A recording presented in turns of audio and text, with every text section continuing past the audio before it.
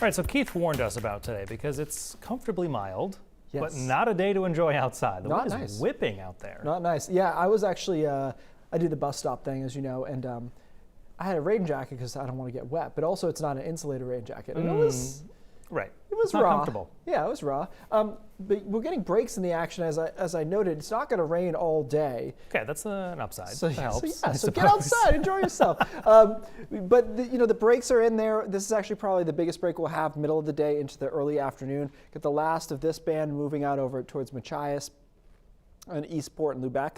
And then there's a big gap in here. Our next band of precipitation is back into Massachusetts and southern New Hampshire, so it'll take a while to get in there. But you can see there's still a lot back here to our south and west. That has to come through later this afternoon and this evening on the way to this cold front, and then the cold air will drain in behind it. You can see it's very cold on the backside there. We'll be monitoring wind gusts throughout the day. Had some pretty impressive ones down across southern New England so far, so we'll keep an eye on that. Wind gusts of 44 miles an hour, nothing to scoff at in Bangor and, in Bar Harbor, 47 in Bangor, 31 in Wiscasset. I think the strongest winds, though, will likely be this evening as a squall line moves through. So there's your gap in precipitation. Nothing big going on, it looks like, through the middle of the afternoon.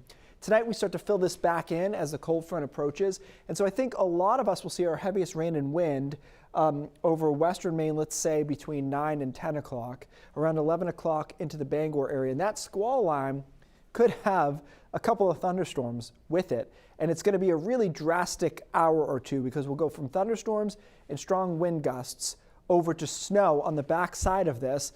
The snow probably not going to accumulate much, but we could get a quick coating as it moves through late tonight, early tomorrow morning, and then everything freezes quickly tomorrow morning, and it's cold through the day tomorrow. We're staying in the 20s. It's windy. The mountains will be in the teens. It'll just be a totally different vibe than we've been doing for the last couple of days. So we're talking again about the wind gusts. Isolated power outages is certainly a possibility, especially into down East Maine, perhaps the northern mid-coast. That's where we could see gusts in excess of 50 miles an hour. And we've seen some down in Massachusetts around 50, so that kind of checks out, just kind of carrying it forward. The wind gusts should be lower down across southern coastal Maine. But then the interesting thing is the strongest winds are out of the southwest. Then they flip northwest, and they're pretty strong in that direction too as the cold air moves in.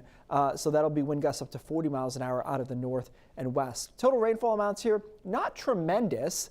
And that's why I think when we talk about flooding potential here, my opinion is we're really just talking about ice jams, because 0.5 to an inch with the snow melt we have, it just isn't enough to cause big problems. It's not like that mid-December situation where we had 5-6 inches of rain plus a ton of snowpack. It's not that.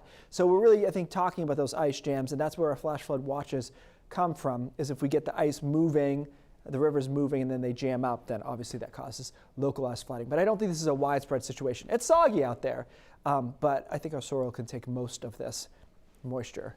Frost depth is very shallow for this time of the year. It's 12 to 18 inches in a lot of spots.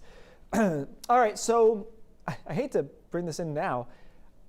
Our weekend I don't want to say it's falling apart, but it's not improving. I think we're seeing a better chance of showers on Saturday, so our temperatures in the 40s was the right call. I wanted to be able to put us in the 50s. I don't see it.